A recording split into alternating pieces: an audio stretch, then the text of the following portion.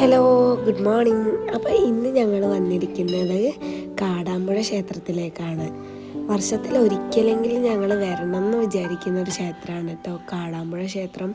കഴിഞ്ഞ വർഷം ഞങ്ങൾ പോയ സമയത്ത് ഭയങ്കര തിരക്കായിരുന്നു, ഞങ്ങൾക്ക് തൊഴാനൊന്നും പറ്റിയിട്ടുണ്ടായിരുന്നില്ല. അപ്പോൾ കാറ് പുതിയത് വാങ്ങിയ സമയത്ത് നമ്മൾ ആദ്യമായിട്ട് പൂജിക്കാൻ വേണ്ടിയിട്ട് കാടാമ്പുഴ ക്ഷേത്രത്തിലേക്കാണ് വന്നത്.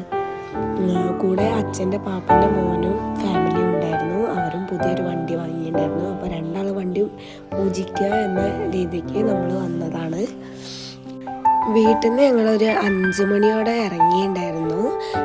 മിന്നു ഹസ്ബൻഡിൻ്റെ വീട്ടിലായിരുന്നു. അവിടുന്ന് നേരെ കോഴിക്കോട് പന്തിരാങ്കാവിലേക്ക് എത്തിയിരുന്നു. അവിടുന്ന് ഞങ്ങൾ പിക്ക് ചെയ്തിട്ട് പിന്നെ ഒരുമിച്ചാണ് പോയത്.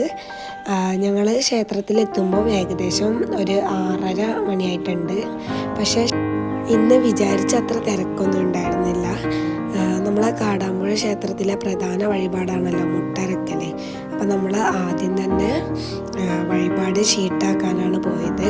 മുട്ടറക്കാനുള്ള നാളികേരമൊക്കെ വാങ്ങി. നേരത്തെ എത്തിയോണ്ടാണോ എന്നറിയില്ല, ഇന്ന് ഞങ്ങൾക്ക് ക്യൂ ഒന്നും നിൽക്കാതെ പെട്ടെന്ന് തന്നെ തൊഴുതിറങ്ങാൻ പറ്റി. പിന്നെ വാഹന പൂജയ്ക്ക് ഒരു അരമണിക്കൂർ ഞങ്ങൾ കാത്തു നിൽക്കേണ്ടി വന്നിട്ടുണ്ടായിരുന്നു. അതുവരെ ഞങ്ങൾ പുറത്തിരിക്കുകയായിരുന്നു. പിന്നെ നമ്പൂതിരി വന്നു. പൂജയൊക്കെ ഇന്ന് പൂജ ചെയ്യാനും അധികം വണ്ടികളും കാര്യമൊന്നും ഉണ്ടായിരുന്നില്ല. എല്ലാം നല്ല രീതിക്ക് നടന്നു.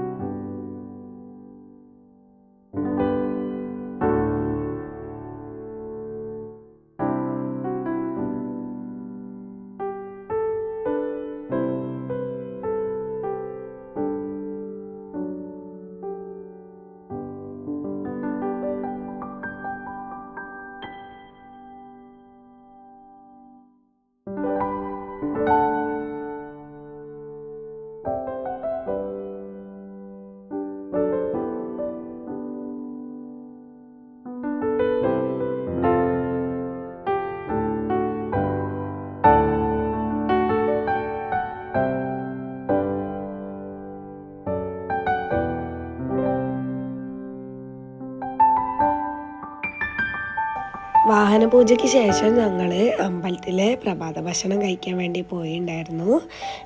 ഉപ്പുമാവും കാപ്പിയായിരുന്നു. അമ്പലത്തിലെ രാവിലത്തെ പ്രസാദമാണെങ്കിലും അന്നദാനമാണെങ്കിലും കഴിച്ച് കഴിയുമ്പോൾ ഒരു സാറ്റിസ്ഫാക്ഷനാണ്.